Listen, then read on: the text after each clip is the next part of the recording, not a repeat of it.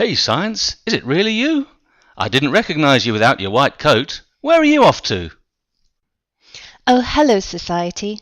Please do excuse me, but I'm in a bit of a hurry. I'm on my way to an international symposium in China. We're going to discuss the construction of a new particle accelerator. Another one? Didn't you set one up a little while ago in Geneva? The famous experiment in which the Earth was to disappear down a black hole. Except there wasn't really a black hole, was there?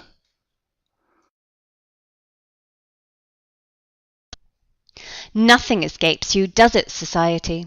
But you know, the black hole was the usual media hype. And remember, traffic to the Physics Institute's website broke all records at the time. Well, they will have been interested too, because it brought a lot of publicity. I remember reading an interview with that famous physicist. Oh, what's his name? You know what I mean, right? But tell me about this new accelerator. What's it for exactly? What's it for? It's used for experiments with neutrons that help us to understand the nature of certain matter better, with extremely important theoretical implications and applications. Are you sure?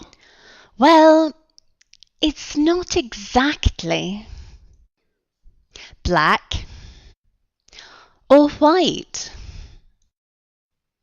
It's more grey.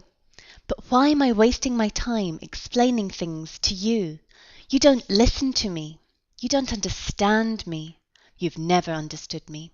And you have a zero tolerance for risk, and you don't want to know about uncertainties. We've known each other for 400 years, and our relationship isn't getting any better.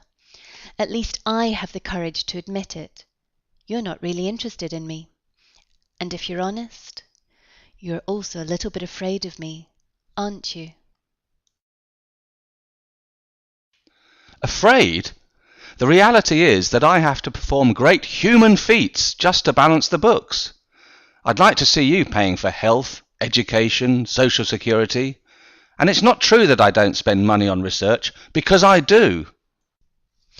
I know, but you must understand that the money you spend on me is money well spent. I bring innovation, development, jobs, technology. Listen, Society, just as an example, I've helped to reduce the number of human salmonella cases in the EU in the past 5 years by almost 50%. That's not nothing, you know. Years, research, experiments. Things are never quick and easy with you, are they, Science?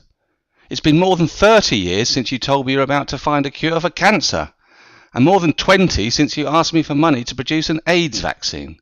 And where are the results? Do you think this is easy? Why don't we talk about the fact that every time I come up with an innovative proposal, you block it? I block it? When? What about GMOs? How are we going to feed our animals without access to GM soya? We cannot produce enough vegetable protein to feed our animals in Europe. Do you know that today the vast majority of the soya fed to animals is imported into the EU from the Americas? And that's because of you. Me? What do you mean? What have I got to do with this? Well, you want to buy chicken, pig, and other meat at the lowest possible price. I can understand that, particularly in these times of economic crisis. But in this global market, our farmers are not competitive when it comes to producing plant protein for animal feed. So we import GM soya for our animals and cannot even grow it here in Europe because you block all the authorizations to cultivate GM crops in the EU. Even after we, scientists, have evaluated them and said that they are as safe as traditional crops. But surely there must be another alternative. You make it sound so black and white. Oh, it's all so very complicated and difficult to understand. I've read stuff on the internet. What about that old story of modified rice that not even pests will eat? Well, excuse me for saying so, but if the pests won't eat it, why should I? Well, you're the sensible one. Does that seem sensible to you? Try to understand what I'm saying.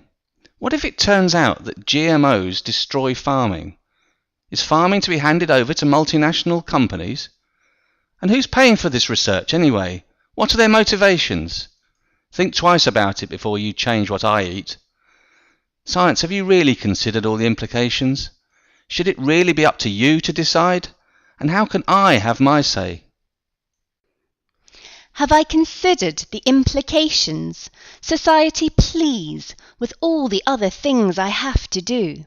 And by the way, you're wrong. I'm not the one who decides about GMOs or any other technology for that matter.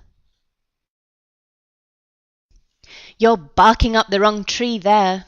Go and talk to a government if you have concerns about new technologies, but don't attack the scientific expert committees whose only concern is to assess whether they are safe.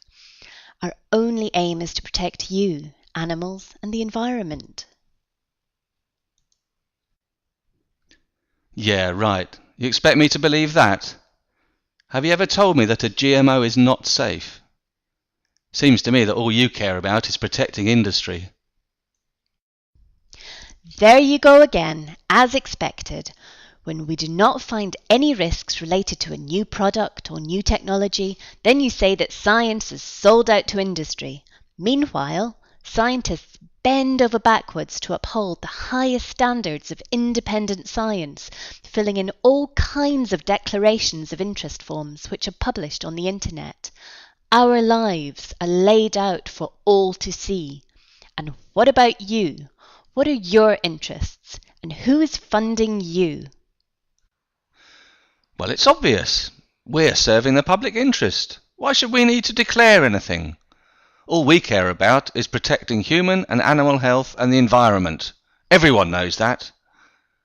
You always say there's no need to worry about innovation, chemicals, drugs. So let's talk about asbestos.